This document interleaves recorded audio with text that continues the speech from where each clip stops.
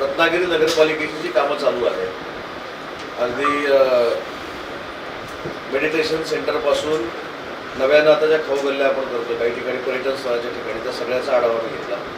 त्याच्यामध्ये 1 वर्षामध्ये पूर्ण आपलं मेडिटेशन सेंटर तयार होईल. पुढच्या 1.5 महिन्यामध्ये नगरपालिकेची इमारत जी आहे त्याचा लोकार्पण सोहळा होईल.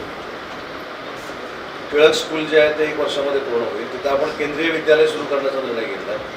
ती 2 मजली इमारत आहे. खाली 7 रूम ज्या आहेत त्या पूर्वीच्या टिळक विद्यालयाला द्यायच्या आणि वरच्या 7 रूम केंद्रीय विद्यालयाला तात्पुरत्या द्यायच्या.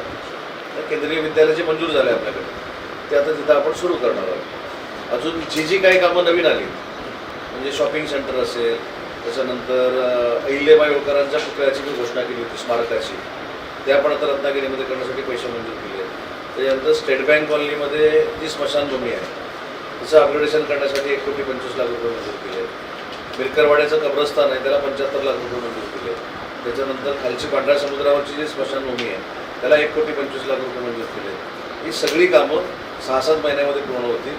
आणि कॉन्क्रिटिंगची उरलेली कामं जी आहेत, जी पाईपलाईनमुळे थांबली होती, ती पाईपलाईन देखील 1 महिन्यामध्ये पूर्ण होईल. आणि धुवा पॅलेस रोड आणि दांडा कुशरेश्वरांचा उर्वरित रस्ता जो राहिलेला आहे तो नोव्हेंबर-डिसेंबरपर्यंत पूर्ण होईल. टाटा बिझनेसपर्यंत शिल्लक राहिला आहे तो कॉम्प्लीट होणार आणि धुवा पॅलेस रोड पूर्ण कॉम्प्लीट होणार.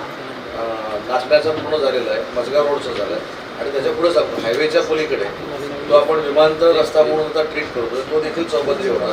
तिथली आपण सगळी अनधिकृत बांधकामं काढून टाकली, पण त्यांच्यावर पण अन्याय केला नाही. ज्यांची असेसमेंट स्वतःची आहे, स्वतः उद्योगधंदा करतोय, त्याच्यासाठी आपण गाळे करून देतोय. 56 कोकण नगरमध्ये तिथं आहे, तिथं राहतो.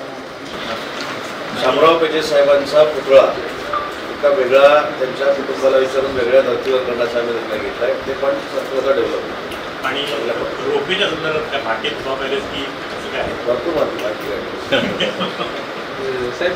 रोपवेची पण नाही. हा एक महत्त्वाचा मुद्दा आहे. रोपवेची टीम काल रत्नागिरीमध्ये होती. रत्नागिरीमध्ये रोपवे करण्याचा देखील म्हणजे प्राथमिक निर्णय मी घेतलेला आहे. आपल्या जुबा पॅलेसवरनं आपलं नारळ संशोधन केंद्र जे आहे तिथपर्यंत हा रोपवे आपण करतोय. किंवा जो मी तुम्हाला सांगितलं की टर्मिनल करतोय बोटचं, त्या हाऊस बोटचं, तिथेपर्यंत होईल. 2 बिल्डिंग होतील 4-4 मजली आणि त्याच्यावरनं तो रोपवे जाईल. अशा पद्धतीचं काल मला तिथे प्रेझेंटेशन दिलं आहे. पण ते होणार नक्की, पण त्याच्या परमिशन सेंट्रल गव्हर्नमेंटच्या असतात, त्याच्या परमिशन कोस्टगार्डच्या असतात, त्याच्या परमिशन पर्यावरणाच्या असतात, CRZच्या असतात. त्या मिळायला जरा वेळ लागेल. अशाच नवनवीन घडामोडी पाहण्यासाठी 24 न्यूज चॅनलला आत्ताच सबस्क्राईब करा, शेअर करा आणि बेल आयकॉनला प्रेस करायला विसरू नका. आणि हो, तुमची प्रतिक्रिया देखील कॉमेंट बॉक्समध्ये नोंदवा.